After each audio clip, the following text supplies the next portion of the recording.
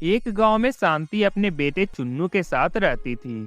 कुछ समय पहले ही शांति के पति का रोड दुर्घटना में पैर खराब हो जाता है, जिस कारण से वह चल नहीं पा रहा था। वह हमेशा बिस्तर पे ही पड़ा रहता था। जब से शांति का पति अपाहिज हुआ था, तब से उसके घर की हालत दिन प्रतिदिन बिगड़ती जा रही थी। उसके घर में खाने के भी लाले पड़ गए थे। शांति बहुत परेशान रहने लगी थी। फिर वह बांस की टोकरी बनाकर बाजार में बेचा करती थी। वह बांस की अलग अलग प्रकार की टोकरियां बनाया करती थी। शांति का बेटा चुन्नू अपनी माँ से बहुत ज्यादा प्यार करता था। चुन्नू यह भी जानता था कि उसकी माँ कितनी मेहनत करके घर चला रही है। चुन्नू अपनी माँ को दिन रात काम करते देखता था। जब से उसके पिता बीमार हुए थे, तब से शांति ने ही अपना घर संभाला था। कुछ समय बाद ही छठ पूजा आने ही वाली थी। इसकी तैयारी 1 महीने पहले से ही होने लगती है। एक दिन चुन्नू अपनी माँ से पूछता है, माँ, छठ पूजा आने वाली है, इस बार आप क्या करोगी? अपने लिए साड़ी लेकर आओगी ना? और मेरे लिए पटाखे भी लेकर आना। मैं इस बार बहुत से पटाखे छोड़ूंगा। चुन्नू बेटा, इस बार हम छठ पूजा नहीं मनाएंगे, क्योंकि इस बार हमारे घर की हालत ठीक नहीं है।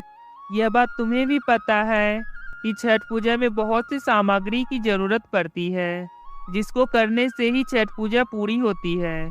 और हमारे पास ना तो दूध खरीदने के पैसे हैं और ना ही फल खरीदने के पैसे हैं। इसलिए इस बार हम छठ पूजा नहीं मनाएंगे। लेकिन मैं तुम्हारे पटाखे का इंतजाम कर दूंगी।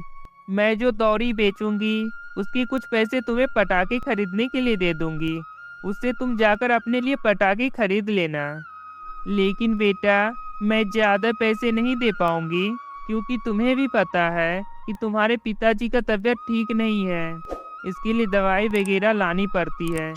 इसलिए हमारे पास जो भी पैसे हैं, उसी में तुम अपना काम चला लेना। दूसरों की होड़ नहीं करना। छठ मैया हमारी मजबूरी को समझेगी।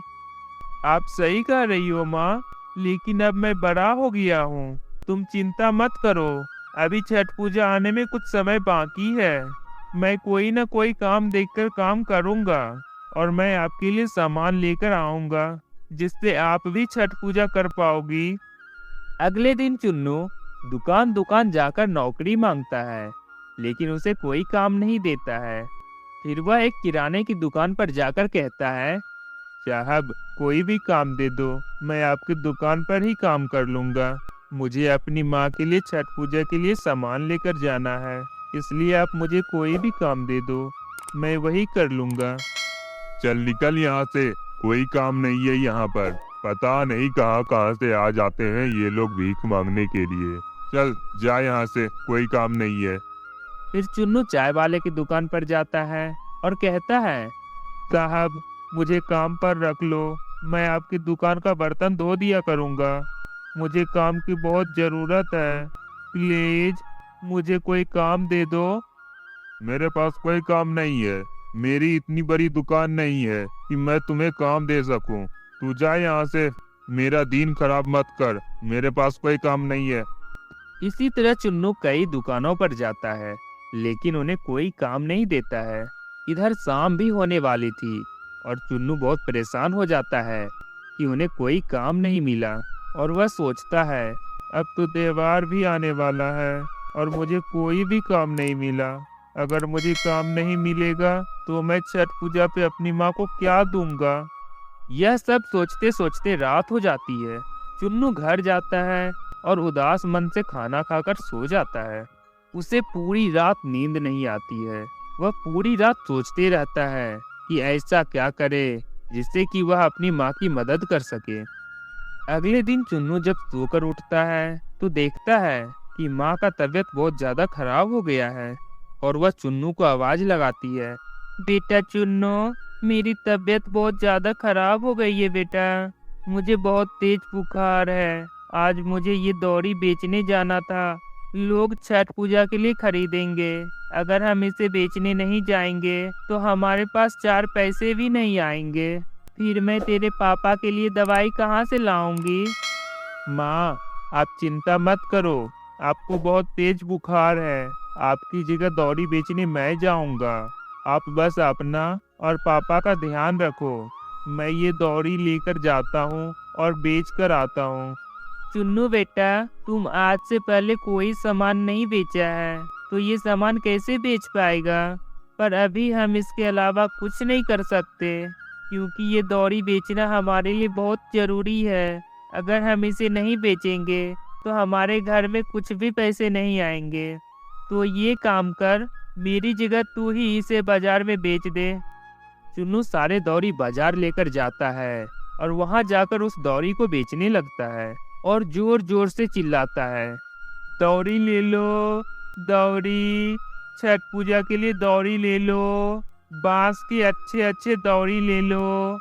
लोग उसकी आवाज सुनकर दौरी लेने के लिए उसके पास आते हैं और चुन्नू उस दौरी का बहुत तारीफ करता है। साहब जी, ये दौरी बहुत मजबूत है, इसमें आप बहुत कुछ रख सकते हो, बिल्कुल भी नहीं टूटेगी। इस दौरी से अगर छठ पूजा करेंगे तो आपकी मनोकामना बहुत जल्दी पूरी हो जाएगी। लोग उनकी बातों से बहुत ज्यादा प्रभावित होते हैं और उनकी दौरी खरीद लेते हैं। चुन्नू आधे दिन में ही सारी दौरी बेच देता है, जिसे देख चुन्नू बहुत ज्यादा खुश होता है और उसके दिमाग में एक आइडिया आता है, क्यों ना मैं माँ से ये बोलूं, माँ तुम दौरी बनाओ, मैं बाजार में बेचूंगा। फिर चुन्नू अपने घर आ जाता है और अपनी माँ को सारी बात बताता है कि किस तरह वो मीठी मीठी बात बोलकर दौरी को बेच दिया। यह सुनकर उसकी माँ बहुत ज्यादा खुश हो जाती है। अगले दिन से शांति घर में दौरी बनाती है और चुन्नू उस दौरी को बेचने बाजार जाता है।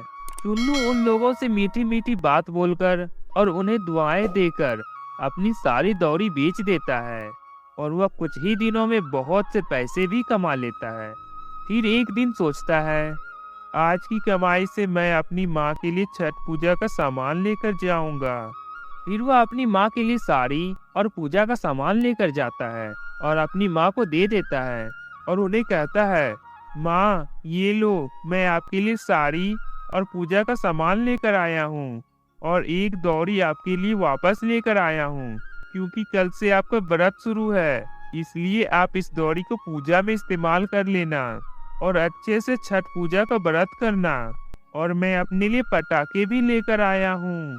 इस बार मैं मेहनत करके सारी दौरी बेच दी है, अब हम भी छठ पूजा अच्छे से मनाएंगे। हाँ बेटा, तुमने सही कहा, इस बार तुम बहुत मेहनत की है और सारी दौरी मेहनत से बेची है और इस बार बहुत पैसे इकट्ठे कर लिए हैं। हमारे सारे काम हो गए हैं और तुम्हारे पापा की दवाई भी आ गई है और कुछ पैसे भी बच गए हैं और हमारा पूजा का सामान भी आ गया है। इस बार मैं बहुत खुश हूँ, छठ माँ ने हमारी सुन ली। इस बार हम यह त्योहार अच्छे से मनाएंगे और मैं छठ माँ से मनोकामना करूंगी कि तुम्हारे पापा जल्दी ठीक हो जाएं और घर की हालत भी ठीक हो जाए। इस तरह शांति और उसका परिवार अच्छे से छठ पूजा मनाता है। टू बी कार्टून चैनल को सब्सक्राइब करने के लिए हृदय की गहराइयों से प्रेम पूर्वक धन्यवाद।